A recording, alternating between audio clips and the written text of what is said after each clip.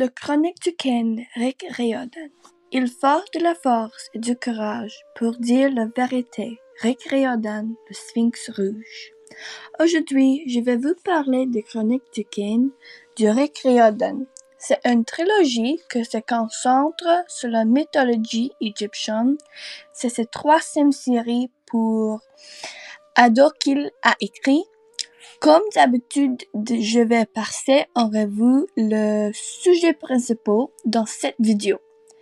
Et ça fait partie d'une compilation de critiques sur Rick Riordan, dont il y en aura d'autres. Je vais le faire dans l'ordre de mon préféré, à mon préféré ultime.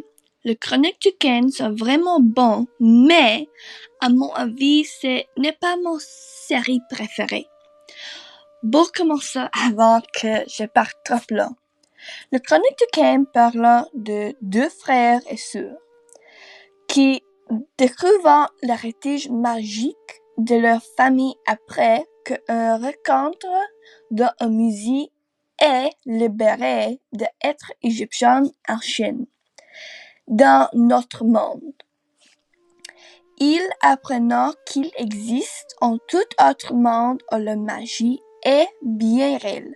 Dans cette trilogie, ces deux jeunes apprennent à utiliser la magie égyptienne, tout en essayant de survivre dans un royaume caché de durs d'esprit et de forces dangereuses que menaçant de plonger le monde dans la chaos et la destruction.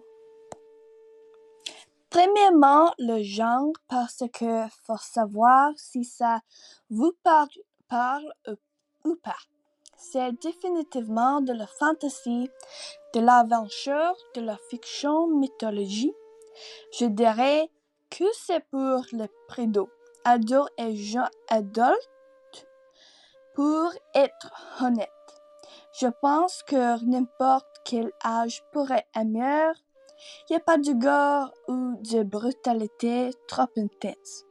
Il y a des situations de vie ou de mort, mais rien de trop choquant. Ensuite, parlons de l'humour. Parce que n'aime pas ça. Il y a un censure, je dirais pas que tu vas rouler par terre des rires, mais tu vas probablement sourire ou rire à quelques reprises, surtout avec la dynamique entre les frères et sœurs.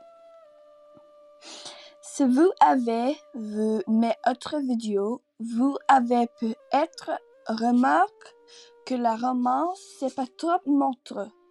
Et là, je trouve ça parfait. Il y a juste un petit peu d'affection, pas trop avec le... C'est un peu différent, un peu bizarre, mais pas trop sérieux. Dans tous les livres mythologiques que j'ai lu, il y a un peu, et Rick Riordan limite, c'est pas mal. Et honnêtement, un peu, mais complètement l'envers, parce que ça fait partie de l'histoire dans l'ensemble. Je trouve que le niveau de romance est parfait, pas trop évaluant.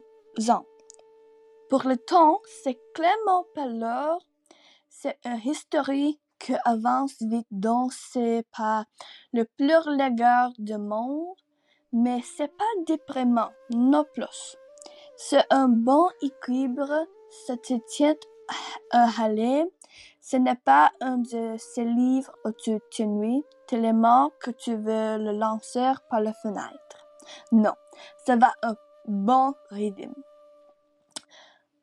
Pour le personnage et le thème, il y a un super développement des personnages. On a vraiment l'impression de le connaître. Il y a beaucoup de croissance intérieure et d'apprentissage de soi. Ce que j'ai beaucoup aimé, et ça parle aussi de solidarité, de rester ensemble.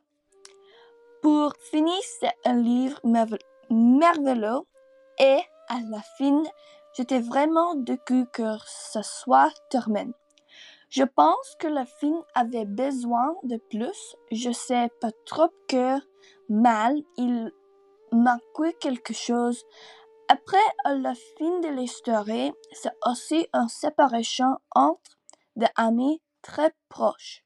Surtout pour l'auteur dont je dirais que c'est définitivement un livre à garder. Merci d'avoir regardé. Continuez de lire et rappelez-vous, il n'est jamais trop tard pour lire.